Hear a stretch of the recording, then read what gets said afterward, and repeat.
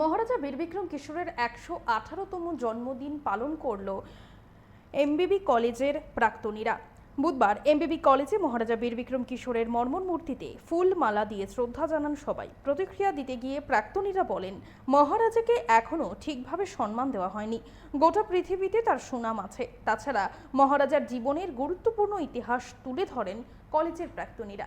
আমরা শুনবো সে ব্যাপারে বিস্তারিত। ১১৮তম জন্মবার্ষিকী উপলক্ষে আমরা এখানে এমবিবি কলেজ অ্যালুমিনি পক্ষ থেকে সবাই এসেছি। সাথে আছেন আমাদের প্রিন্সিপাল সাহেব, গুপ সাহেব এবং আমাদের ভাইস প্রেসিডেন্ট সেক্রেটারি, সবাই এখানে আছেন। মহারাজের বিবিক্রমের অ্যাকচুয়ালি আমরা যতটুকু সম্মান দেওয়া, মানে ওনাকে যতটুকু সম্মান দেওয়া, মন্থন করা বা এটা আমরা এখনও ঠিকভাবে করে উঠতে পারিনি। ইদানিংকালে শুরু হয়েছে, কারণ উনি শুধু ত্রিপুরার মহারাজ ছিলেন না, সারা পৃথিবীতে ওনার সুনাম ছড়িয়ে আছে। আপনারা জানলে অবাক হবেন, হোয়াইট হাউসের বারান্দাতে তৎকালীন রোজভেল্ট প্রেসিডেন্ট ওনাকে এসে স্বাগত করে নিয়ে গেছেন। এটা ভাবা যায়?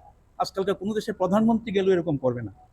নিয়ে বসিয়েছে ওনাকে এবং ওনাকে তৎকালীন আমেরিকার বেতারে ওনাকে ভাষণ দেওয়ার জন্য অনুরোধ করেছে। তারপরে আপনার ইউকেতে মানে ইংল্যান্ডে রাজা রানী ওনাকে ওনার জন্মদিনে নিয়ে গেছেন পার্টিতে, মহারাজকে সম্মান দিয়ে। এগুলো ভারতবর্ষের কোনো মহারাজ এমন সম্মান পেয়েছে কিনা আমি জানি না। ইটালিতে মুসলিনের সাথে উনি দেখা করেছেন।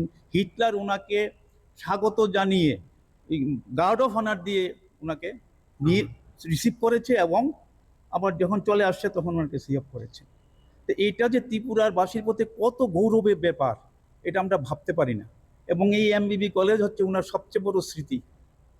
আপনারা জানেন 234 একর জায়গা উনি দিয়েছিলেন, 234 একর। কারণ শুধু এই কলেজ উনি চেয়েছিলেন না, উনি চেয়েছিলেন ইহা একটা শিক্ষার হাব হবে।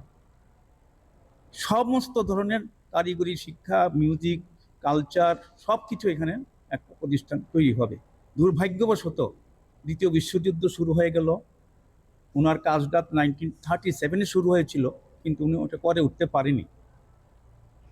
অকাল মৃত্যু বলবো আমরা, কারণ মাত্র 38-39 বয়স উনি মারা গেছেন।